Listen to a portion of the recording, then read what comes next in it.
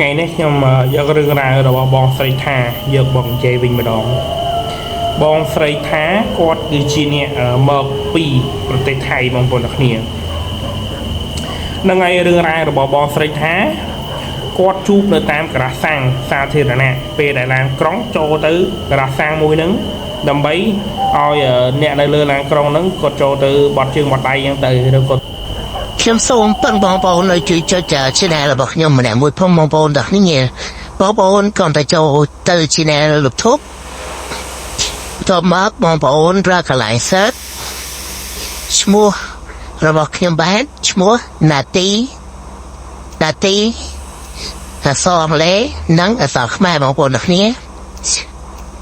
បាទបន្ទាប់មកបងប្អូនទៅវាចេញមកហើយបាទខ្ញុំនេះឯងនេះបាទជា channel YouTube របស់ខ្ញុំបងប្អូនជួយចុចបាទជួយចុច channel YouTube របស់ខ្ញុំ Subscribe មួយមកតមកបងប្អូនចុចលើសញ្ញាកណ្ដឹងនេះឯងបងប្អូនលោកបងប្អូននឹងទទួលបានវីដេអូថ្មីៗពីខ្ញុំជារៀងរាល់ថ្ងៃតទិញអីហូបហ្នឹងទៅបងប្អូនអ្នកគ្នាអញ្ចឹងរឿងរ៉ាវរបស់បងកើតនៅថ្មីនេះដែរទេរឿងរ៉ាវរបស់បងកើតនៅ2024ថ្មីនេះដែរទេបងប្អូននៅក្នុងរំលងខែ10បងប្អូនគ្នាបាទនៅក្នុងរំលងខែ10បងស្រីថាហ្នឹងគាត់ចុះមកពីប្រទេសថៃដើម្បីយកមកតប៉ាសពតតអាយុប៉ាសពតទៅបាទអញ្ចឹងគាត់ចុះមកតាមបណ្ដោយតាមច្រកប៉ែតបងប្អូនអ្នកគ្នាគាត់ចុះមកតាមច្រកប៉ែតអញ្ចឹងគាត់ជិះឡានឡើង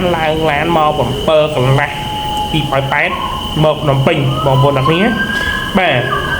គាត់នៅតាមខេត្តទេបងប្អូនបាទគាត់នៅខាងខេត្តតាកែវទេប៉ុន្តែគាត់ជិះឡានចូលមកភ្នំពេញសិនបាទគាត់ទៅខេត្តតាកែវតដើម្បីទៅផ្ទះព្រោះគាត់ទៅតយកប៉ាសពតអញ្ចឹងគាត់ទៅតយកប៉ាសពតគេឲ្យមកផ្ទះប្រហែលទៅកន្លះខែទៅមួយខែនោះបាទអញ្ចឹងណាបាទអញ្ចឹង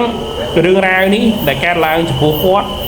នៅក្នុងបន្ទប់ទឹកនៅតាមក្រាស់សាំងមួយកន្លែងគាត់សូមលាក់ឈ្មោះក្រាស់សាំងមិនឲ្យប្រាប់ទេ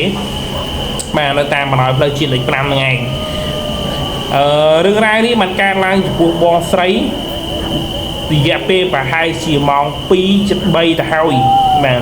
អញ្ចឹងនៅក្រាស់សាំងមួយហ្នឹងបងស្រីគាត់បាននិយាយថាពេលនោះឡានក្រុងរបស់គាត់បានចូលទៅក្រាស់សាំងមួយកន្លែងហើយក៏បានប្រកាសប្រាប់ថាចូលនៅក្រាស់សាំងមួយនេះប្រហែលជាកន្លះម៉ោងបានយើងចេញដំណើរពីក្រាស់សាំងហ្នឹងទៅភ្នំពេញបន្តព្រោះពីក្រាស់សាំងនេះទៅដល់ភ្នំពេញយើងអាចបានឈប់ទីទេអញ្ចឹងបងប្អូននៅក្នុងឡានទាំងអស់គ្នាអាចចូលទៅស្រួលអីយ៉ាបត់បាននៅតាមនៅក្នុងក្រាស់សាំងនេះអាចចូលទៅទិញអីហូបនៅតាម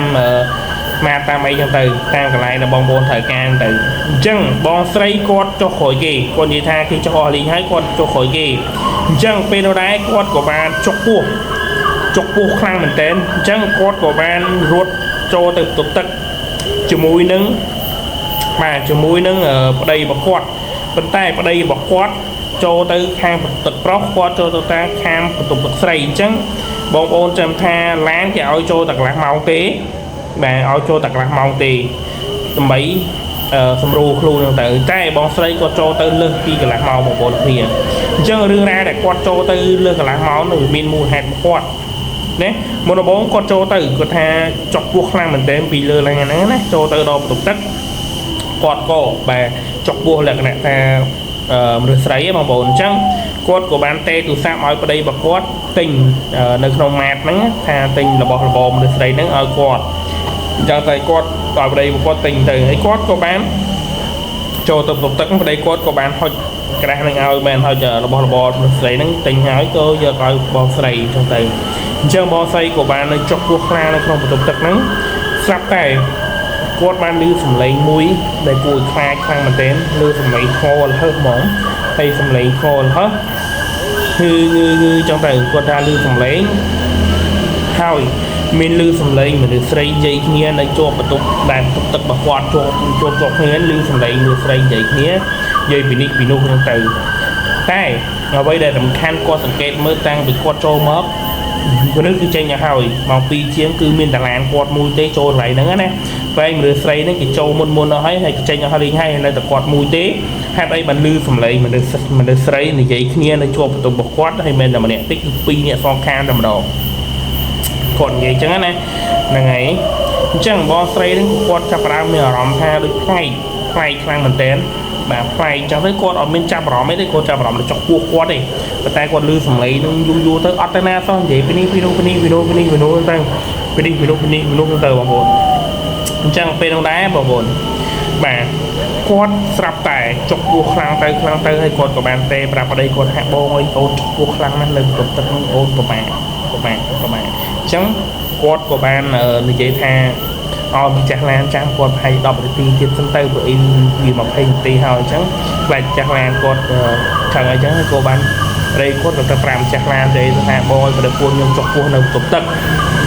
អីអញ្ចឹងទៅអញ្ចឹងពេលនោះដែរបងប្អូនអ្នកគ្នាប្តីប្រកួតក៏បាននិយាយរៀបរាប់ប្រាប់តកងឡានទៅគាត់ប្រាប់តកងឡានប្រាប់ថាអីទេបងអញ្ចឹងខ្ញុំឲ្យបង10នាទីទៀតអញ្ចឹងទៅប្រពន្ធគាត់ក៏បានរៀបចំបាទអញ្ចឹងប្រពន្ធគាត់ក៏ចាប់ផ្ដើមចុកពោះបដាលឺសំឡេងលឺស្រីនឹងនិយាយគ្នានេះទៅបងប្អូនអ្នកគ្នាអញ្ចឹងពេលនោះដែរគាត់ក៏បានតាំងចិត្តថាឡើងទៅថ្មិចឲ្យចេញពីបន្ទប់ហ្នឹងទៅអញ្ចឹងពេលនោះដែរពេលដែលគាត់ឡើងបងប្អូនអ្នកគ្នាពេលដែលគាត់ឡើងដើរចេញពីបន្ទប់ទឹកហ្នឹងដល់មកនិយាយគាត់ឆ្លងថាគាត់បើកទ្វារចេញហើយលឺសំឡេងនិយាយទៀត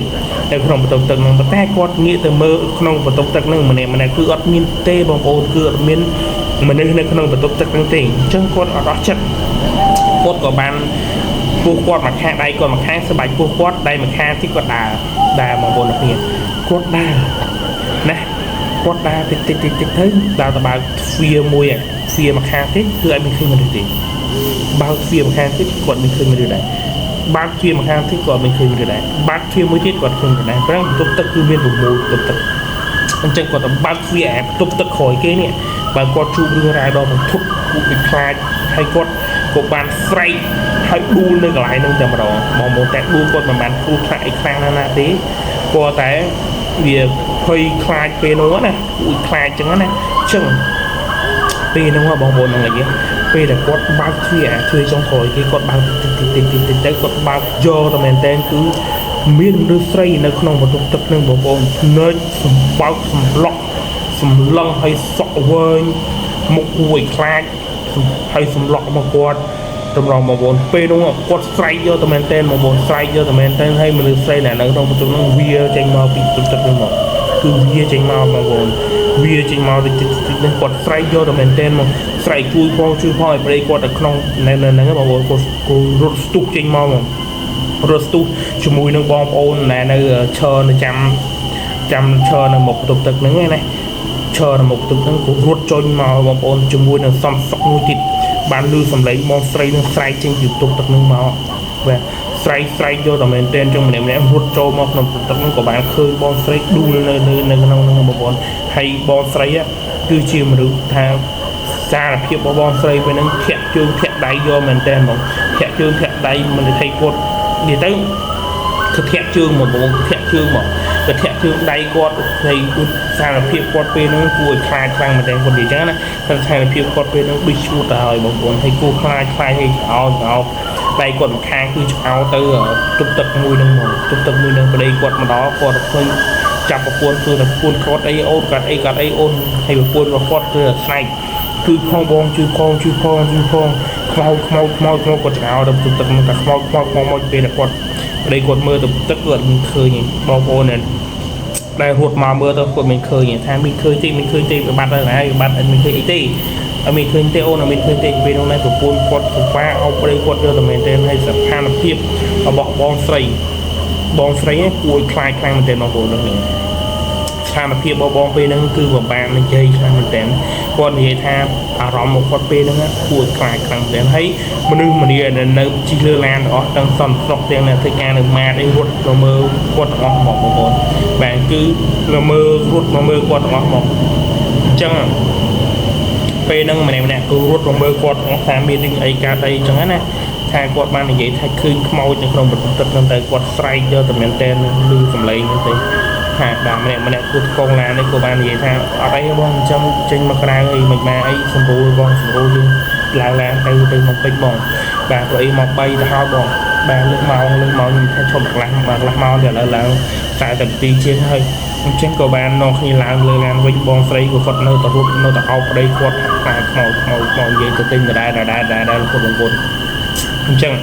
ពេលនោះដែរប្តីគាត់ថាអីទៅអូនអីទេម្នាក់គឺមកមើលលើឡានហ្នឹងអ្នកគឺមកមើលលើឡានហ្នឹងទេថាលូបងស្រីថាអីទេអូនអីទេយើងមកឡើងឡានហើយយើងម្ដងពេញលើអូនគឺឥឡូវហើយអីទៅអូនពេលហ្នឹងបងប្អូនពេលហ្នឹងបងស្រីគាត់បាននិយាយថាពេលនោះគាត់បរំភ្នំពេញប្រហែលជាម៉ោង 5:06 ម្ដងភ្នំពេញអញ្ចឹងគាត់អត់នៅភ្នំពេញទេអារម្មណ៍របស់គាត់ទៅតែខ្លាចប្តីគាត់ក៏បានម៉ៅឡានតាក់ស៊ីឡានតូចមួយតាក់ស៊ីក៏បានជិះពីភ្នំពេញហ្នឹងទៅតាកែវដល់ផ្ទះគាត់តែម្ដងអញ្ចឹងបងស្រីគាត់ថាទៅដល់ផ្ទះគាត់ក៏បានរៀបចំបងប្អូនគាត់បានរៀបចំបាទធ្វើកិច្ចធ្វើអីហ្នឹងទៅក៏បានធ្វើកិច្ចធ្វើអីគាត់ទេប្រាប់ផ្ទះគាត់តាំងពីយប់គាត់តែគាត់ជួបបញ្ហាហ្នឹងគាត់ទេប្រាប់ប្រទេសណាប់អីហ្នឹងទៅគាត់លំឡើងនៅផ្ទះគាត់បានរៀបចំទៅធ្វើកិច្ចមុនអាចារ្យមុនលោកអីមកផ្ទះពេលដែលគាត់ដល់ផ្ទះប្រហែលជាម៉ោងបាទ 9:10 បាទបានដល់ផ្ទះហើយគាត់បានធ្វើកិច្ចធ្វើអីហ្នឹងទៅបងស្រីក៏គាត់បានរៀនគូរឿងអីរឿងអារម្មណ៍ដែលគាត់ភ័យខ្លាចក៏បានសារឡើងម្ដងតិចចឹងទៅបាទមកដល់ពេលនេះបងស្រីគាត់នៅប្រទេសថៃទេគាត់ទៅប្រទេសថៃវិញហើយអញ្ចឹងរឿងរ៉ាវដែលបានជួបនៅក្នុងការសាំងដែលបងស្រីថាគាត់បានជួបនឹងណាបាទឈ្មោះគាត់ពេញឈ្មោះគាត់ចាំស្រីថាបាទចាំស្រីថាឈ្មោះគាត់ណាបាទបងប្អូនអាចវាយបាន Facebook របស់គាត់ឈ្មោះចាំស្រីថាបានគាត់ផ្ញើរឿងរ៉ាវនេះឲ្យខ្ញុំបាននិយាយរឿងរ៉ាវរបស់គាត់ប៉ុន្តែរឿងរ៉ាវគាត់ខ្លីទេប៉ុន្តែបាទបងប្អូនអាចសាកសម័យជាមួយខ្ញុំបានបើសិនជាបងប្អូនជួបហេតុការណ៍មួយនឹងទៅបងប្អូនគួរខ្លាចដែរទេអញ្ចឹងគឺរឿងរ៉ាវរបស់បងចាំស្រីថាខ្ញុំមានតែប្រឹងទីអរគុណច្រើនខ្លីខ្លាំងមែនទែនបងណាបាទអរគុណច្រើនបងដែលបានចែករឿងរ៉ាវរបស់បងឲ្យខ្ញុំបាននិយាយបងប្អូនបាទអញ្ចឹងសូម5ទៅដល់បងប្អូនស្ត្រីទាំងអស់មិនថាប្រុសថាស្រីទេសូមបងប្អូនប្រុងប្រយ័ត្នឲ្យមែនទែននៅតាមការសាងសាធារណៈវាមិនដឹងថាយើងមានរឿងអីដែលកើតនៅក្នុងក្រសាំងនោះទេជឿការទៅក៏មានក្មេងស្ទាវទៅចាំធ្វើស៊ីយើងទៅជឿការទៅក៏មានពពួកមនុស្សចាំធ្វើបាបយើងទៅបាទអរគុណច្រើនបងណាបាទអរគុណច្រើនជម្រាបលាបងប្អូនទាំងគ្នាកុំភ្លេចជួយចុច follow ខ្ញុំម្នាក់មួយផងបងប្អូនទាំងគ្នាហើយជួយចុចតាមដានខ្ញុំម្នាក់មួយផងបងប្អូនបាទជាកម្លាំងចិត្តរបស់ខ្ញុំអរគុណច្រើនជួបគ្នានៅក្នុងវីដេអូខាងក្រោយបន្តទៀតបងប្អូនណាអរគុណច្រើនជម្រាបលាបងប្អូន